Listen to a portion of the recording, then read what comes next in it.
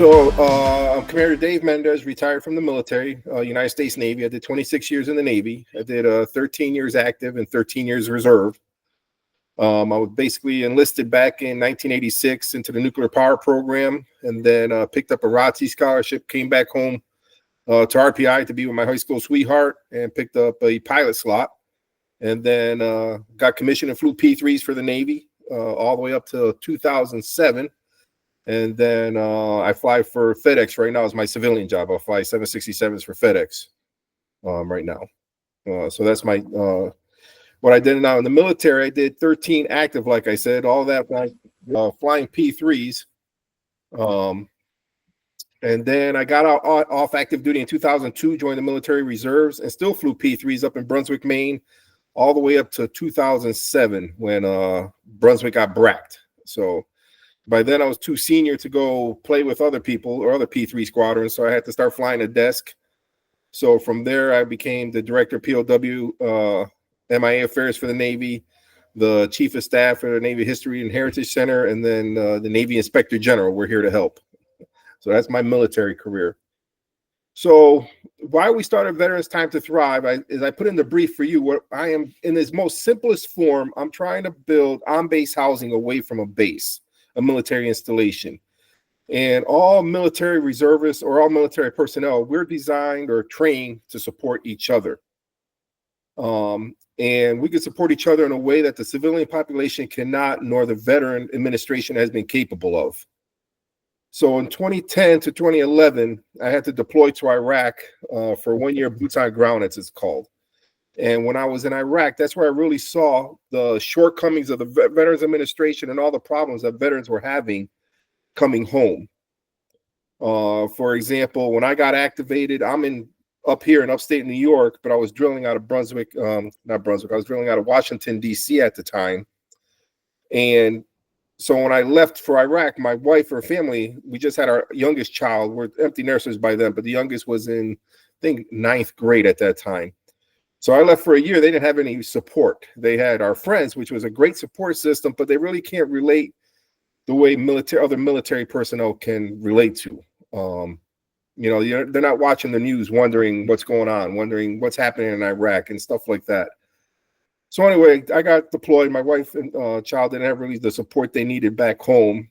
One thing is, right off the bat, I was losing $1,000 a month in income because of the pay differential between being a FedEx. At that time, I was an MD-11 international pilot and the military.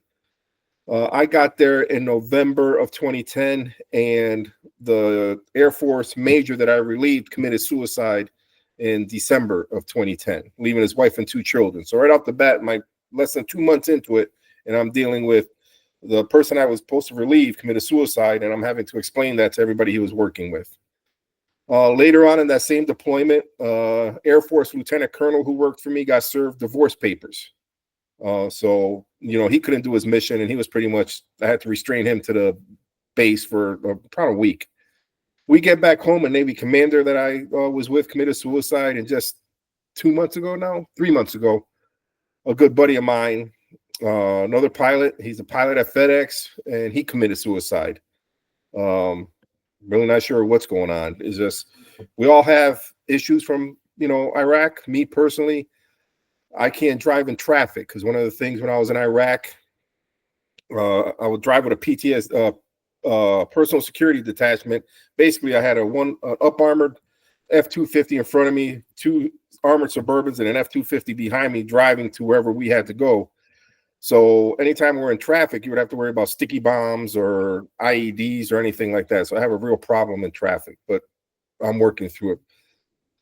But anyway, going to the VA for that, there's no support. So that's why we started Veterans Time to Thrive, which is going to be a 12-unit, 2 bedrooms each, furnished with the washer, dryer, and it's apartments for families, basically. You have all these organizations, which are fantastic. They're wonderful organizations that support veterans, but mostly for homeless veterans or PTSD veterans, or you got the organizations, Wounded Warrior Project is a great one, Tulsa Tower is a great one, where they'll build housing for the individual veteran and his family, but just that one veteran, not veterans to support each other still. So that's why we're supporting everything. Just seeing from my personal experience from Iraq and then coming back home and dealing with the VA and then learning the statistics of we've lost more people, more veterans to suicide than in Afghanistan and Iraq put together, 4-1. We lost 7,000 in combat, over 30,000 now to suicide. The homeless population for veterans is 10% of the homeless population, but we only make up like 7% of the US population. And then the divorce rate amongst military is high. And to me, it's just a vicious cycle of, you know, veterans coming back home and let's say they have marital problems. That leads to drug addiction, which leads to divorce, which leads to homelessness and suicide. Or wherever you want to start this circle, you know, just go ahead and join that circle and it's a vicious cycle. So that's why we started this organization, Veterans Time to Thrive. I sent you a couple quotes out of a consensus. A DOD hired the, what is it called? The environment, the Science Academy, National Academies for Science. And that's right there. It's, you know, it's telling what they do, but they're not doing it because money and now shortage of personnel and stuff.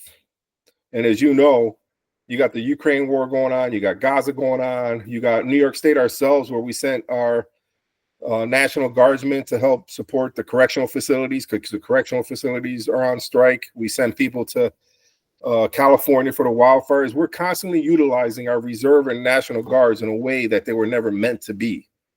Back when I joined, the military was 2.1 million. Back in the Cold War time, it was 2.1 million all the way up to 1990. And then they started decreasing after that, where it's to 1.4 million now with 800,000 in reserves and National Guardsmen. Well, from 45 to 1990, reservists and National Guardsmen were only used 4 times majorly activated, less than once a decade. It was the 1 week in a month, 2 weeks a year, which if you ever saw the commercials, or they don't even advertise that anymore, but do you remember those commercials? 1 week in a month, 2 weeks a year, join the reserves. They don't even advertise that anymore because it's not that way anymore.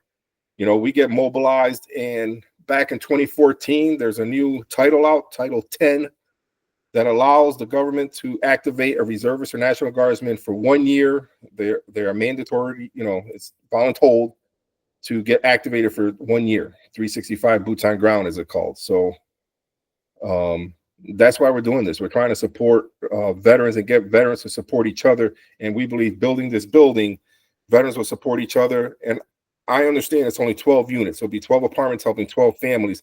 However, all the veterans in the area, the American Legion, all of them will know where this building is and where there's veterans where they could go to and get support if needed.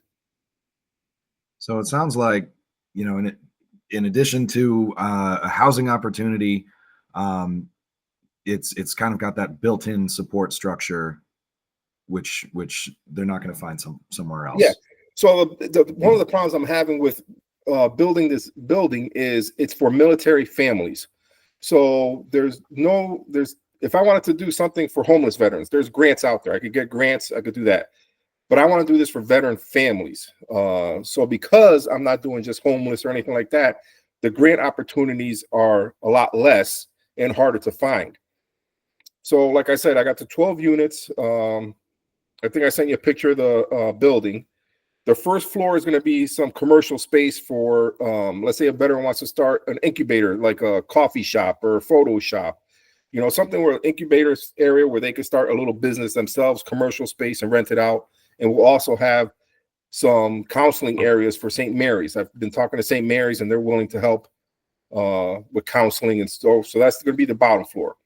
Second, third, and fourth floor are going to be the 2-bedroom apartments, 4 of them on each floor. And then the 5th floor, the terrace, is going to be the communal space, which has a communal kitchen, a communal movie area, or like, you know, big screen TV and lounging area where veterans could get together. So my thought process is, like back in the military, whenever we did a mission, like let's say I did a P3 mission, I would go fly for 12 hours. I would come back, I'll get back, and we would head back to the barracks. And then usually at the gazebo, there's another crew getting ready to go and another crew there that's been there. And we'll just have some beers. We'll throw some steaks on the grill. and just talk to each other of, hey, this is what's going on out there. Be careful about this. But not just that, talk to each other about problems back home, or talk to each other about, kids, or help each other just decompress and process of what's going on in our lives. So that's why I'm trying to build this communal area that veterans could talk to each other and support each other the way they did in the military. We're all trained to support each other. Think about it, a sniper team. You got that sniper, but you still got a spotter. It's still a team. You got a SEAL team. In a P3, I used to fly with an 11-man crew. Battle group, you got the aircraft carrier and ships. Everything is a team. We don't go off anywhere by ourselves. So that's why I'm trying to continue this team process, or veterans supporting each other. Sounds excellent. So where are you at in the project right now? So we finished the pre-design phase. We got our schematics done. Right now, we're trying to raise a little bit more money to get a more detailed pro forma, specifically the M&P, the electrical system, the air conditioning, and all that, because we're trying to make a green building. And to do that, we really need to find out when it'll pay for itself, and it's even affordable if we could do the green initiatives that we're trying to do. So we could be shovel ready if I got somebody to give us the money to start building. We could be shovel ready this summer, but we're hoping for next summer, because we really got to get this pro forma done. We've been talking to a bank. The bank is extremely excited about our project and willing to support us. But I cannot take on a loan for the whole building, because with only 12 units, I can't charge enough rent, and I wouldn't want to charge enough rent to be able to pay for that loan. So if I could offset the loans with the federal or state funding, and Assemblyman Santa Barbara did find us $125,000. So we're getting vetted for that, and then put that towards this pro forma and continue forward. We should be able to hopefully get this started next year, is what we're hoping. So if I hear you right, your biggest need right now is money, find corporate sponsors, community sponsors, anybody who wants to chip in and Correct. see the project. Correct. That would be the greatest thing. Okay. What's the best way for people to find out more information or get themselves involved?